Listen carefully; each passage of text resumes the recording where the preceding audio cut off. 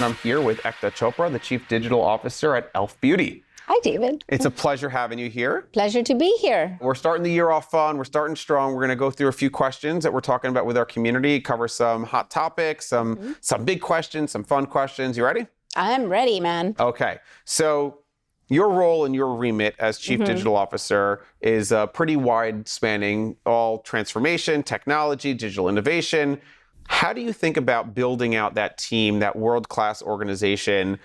Talent is something that I talk about a lot with our community. And especially for you, it feels like there must be an ever-growing need for new specialists, new experts, new disciplines to account for, new technologies to account for. How do you make sure that you have the right people and that you're building the best team possible? Such a great question, because it's really top of mind as I think about our incredible growth that e.l.f. is seeing right now. One thing that I continuously look at is people, process, platforms, and data. And I think continuously challenging yourself in this digital economy to look at your team, how you set it up, who are the partners you connect with. So going back to the talent piece of it, all of this really has to be, it's part of it. And I just don't think about just full-time people, but our partners are part of our team, their family, our offshore teams that are in different countries that we're working with, their family. So how do you integrate them into the culture and really deliver the quality of work and maintain that pipeline? I think it's really important. So if you want to stay ahead, it's going to have to be the way you should think about your hiring is like a portfolio. What's that skill set that has to be here and you really have to build with them? And what's that skill set that you can outsource because it's repetitive? And who are those thought leadership partners that you want to bring to the table to generate ideas, to have that deep expertise? So that's how I think about it. I love it. The portfolio, the talent portfolio. It's great. Exactly. So on the flip side of that, right, we talk about a lot about bringing in the right people into the organization and, maybe cultivating, retaining that talent and, bringing them through. But on the flip side, you also have managing up and the CEO and the board. And these are conversations that we've been having that have come up maybe a bit more often. First, after we went through marketing through the pandemic, and that had its own challenges. And now we're talking about, doing business during, times of inflation or economic uncertainty or whatever it might be. And there's a lot of questions around how to convey the importance and power and impact of what we're doing within our world to the CEO, to the board, who might not necessarily speak our language, right? To be seen as a profit driver, not as a cost center, right? So what is your approach to having those conversations? Yeah, I think number one thing is whatever I learn is not just to be just for me, right? Like it is for educating my broader ecosystem of my internal, peers, whether it be the C-suite, whether it be the board. So I always make it a point to take my learnings back to the organization. That's number one. Number two is you have to be fiscally responsible when you're looking at an overall of the investments that you're making. Are they paying off? Are you seeing signals and then you're betting on them? And what are the results? Are you measuring the results? And at the end of the day, like our business has been on fire. So, if you have all your bets are kind of paying off and your products are going viral, I think the process is a little bit easier than if you were not growing and you didn't have the revenue. So I would say not that we have it easy, but I also think that we do a really great job as a leadership team to constantly look at not just spending money, but how are we also saving money? How are we being profitable? That's one of our strategic sort of imperatives is growing profitably. So we just don't talk about top line, but then margins and everything else. So I do think that collectively, because we're a group that is so strategic on a leadership level, we're looking at all aspects, not just spending money, investments, are they paying off? And then are we being top of mind by investing in things that nobody else is, Which is a perfect segue into some of the other topics that we're going to get into.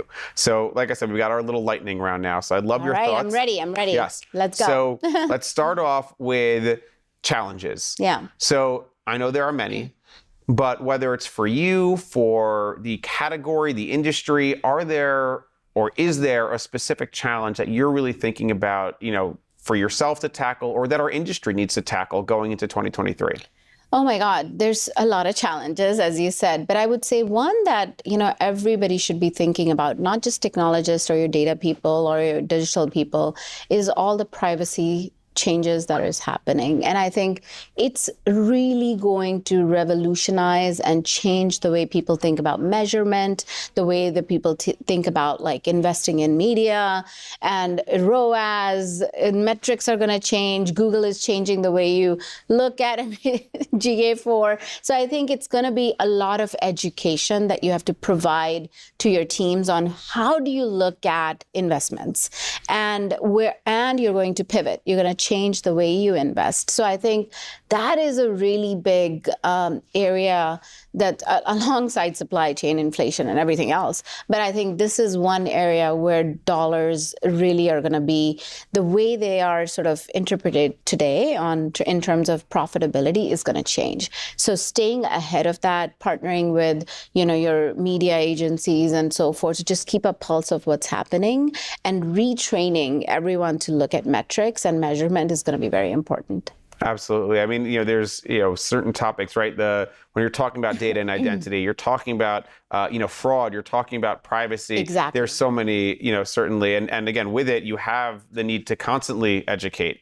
Absolutely. Every time, there's a new solution out there or a new alternative, right? So, or new channels. Yes. Like the metaverse and the gaming and everything else. So the problem is just getting bigger and bigger. So unless and until you stay ahead, I think you're going to be way behind. So I think a lot of people are in your shoes thinking about those same challenges, and hopefully we bring the right people here together. Maybe you figure it out together. Do it. Yeah. I love it. All right, so let's keep going. So challenges are, again, they're opportunities if you look at them that way, but there's also other trends, right? We're here, it's CES is in the backdrop behind us. There's all this innovation. It's January of 2023 at the beginning of the year, and everybody loves to talk about trends. Some of them are maybe buzzy and not so substantive. Others are more potentially relevant, whether in the short term or the long term. Are there any, of these industry trends that you're really thinking about? Again, maybe not necessarily for today, but things that are top of mind for you as you're thinking about planning for the year. Yeah, I mean, e.l.f. has always been sort of ahead of the game. Like if you think about, we were the first in TikTok, first in Be Real.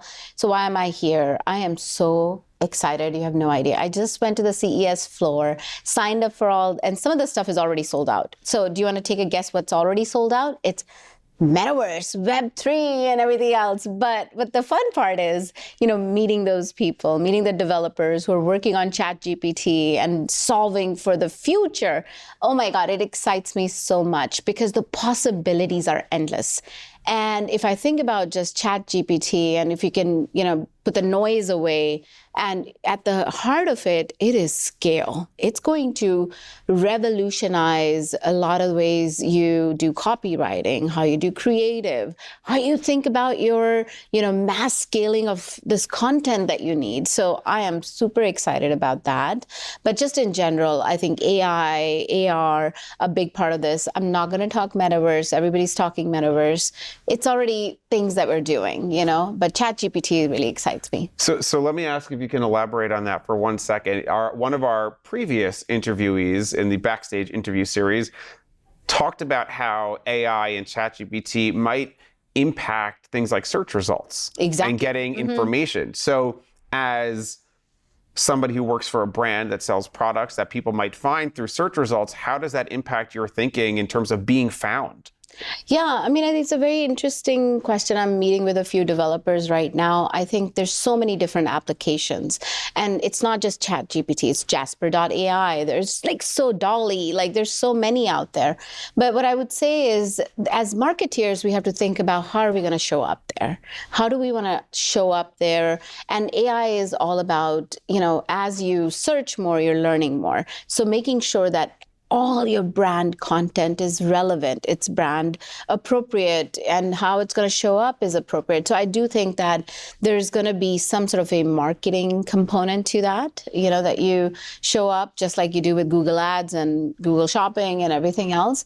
But for me, the bigger opportunity is really about, if you think about personalization and you think about all these things that everybody's talking about, ChatGPT or Dolly or these different tools will allow you to scale scale the amount of content you can build. You can't hire enough people to build enough content and to constantly change based on trends and so forth. So I think, how do you take these powerful technologies and actually build something to impact in a meaningful way to solve for issues of resources and scale? I think that's where the magic is, I love it. Yeah. Can I ask one question about the metaverse? Sure. Okay. e.l.f. has already played in the metaverse. Yeah.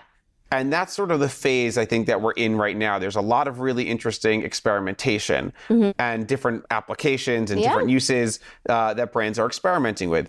But eventually the experimentation side of things will subside, and you'll start to see maybe more monetization. Exactly, impactful. Yeah. So I'm curious what that looks like to you in terms of the long-term impact of the metaverse for our industry beyond maybe the PR play or the experiments that are getting a lot of buzz. I think it's multiple pronged. One is definitely metaverse gaming, right? If you think about gaming, if you think about Fortnite, Roblox, and everything else, and how you have the ability to sort of, have digital assets that you can tie back to physical assets, build a community that can transport between physical and digital, like avatars and all that sort of fun element. I think that's like one area that I think will start paying off. The second one is, how do you take, just like Starbucks did an amazing job with their NFT and loyalty program.